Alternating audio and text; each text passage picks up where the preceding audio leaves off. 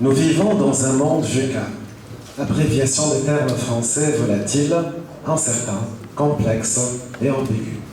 C'est le monde actuel de nos enfants, et nous devons les préparer à ce monde en les dotant de compétences et d'aptitudes leur permettant de discerner les horizons et opportunités à venir.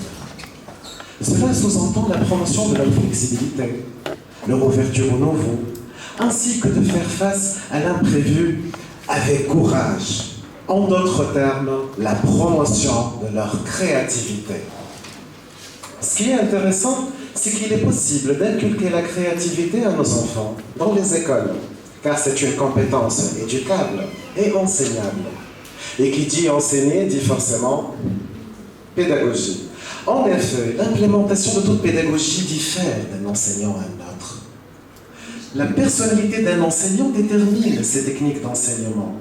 En termes de créativité, les pédagogies créatives ainsi que les curriculums se sont avérés insuffisants pour inculquer la créativité à nos enfants. L'enseignant lui-même doit être créatif, parce que c'est le modèle à suivre pour ses élèves.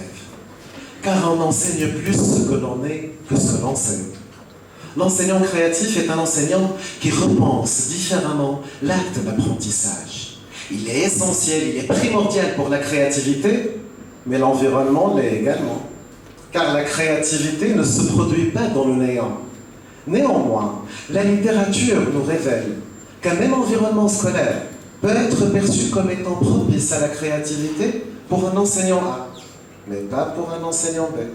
Parce que le terme perception est subjectif à la créativité et critique en même temps.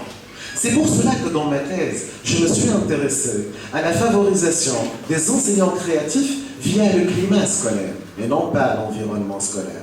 Le climat scolaire étant l'ensemble des perceptions subjectives de l'environnement scolaire, de ce qu'il est et de ce qui s'y produit.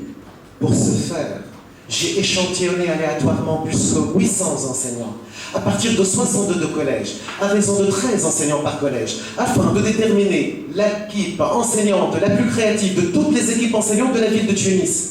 Suite à cela, j'ai analysé qualitativement le climat scolaire du collège comportant cette équipe enseignante créative, afin de déterminer les dimensions favorables à la créativité. Quelles sont ces dimensions? Il s'agit des relations interpersonnelles, de l'enseignement-apprentissage, ainsi que de l'aspect sécuritaire. Désormais, il est possible de transférer ces résultats aux différents collèges, afin de démocratiser la créativité. Ainsi, nous pouvons vraiment préparer nos enfants à ce monde volatile, incertain, complexe et ambigu. Merci.